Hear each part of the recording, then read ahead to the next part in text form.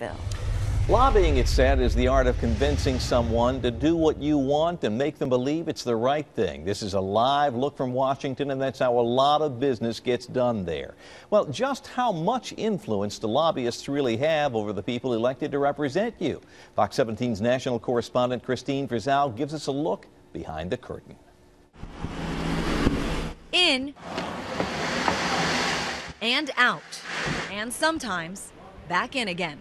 That revolving door that is Washington, in which members of government take jobs as lobbyists, is epitomized on K Street, just a few blocks from the White House, where experience and powerful connections equal access.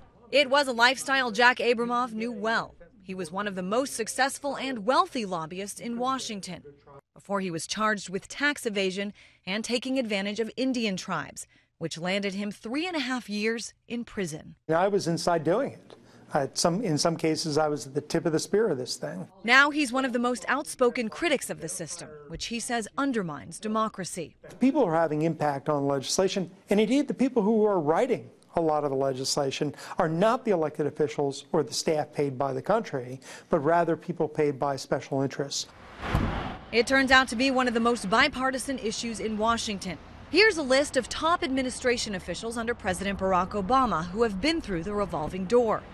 They include Secretary of Agriculture Tom Vilsack, Attorney General Eric Holder, former Secretary of Defense Leon Panetta, and under President George W. Bush, they include Attorney General John Ashcroft, the EPA's Christine Todd Whitman, and Mark Warren with the Department of Treasury. You have former clients and you have former colleagues that were in the lobbying world, and suddenly the guy that they used to meet at the water cooler is now the Secretary of Agriculture or the Secretary of Energy, the key person they need to see. Let's not forget, though, that direct line between K Street and Congress or the White House is constitutionally protected. The right to petition the government for a redress of grievances has simply taken on the form of multi-million-dollar firms that do the petitioning for you.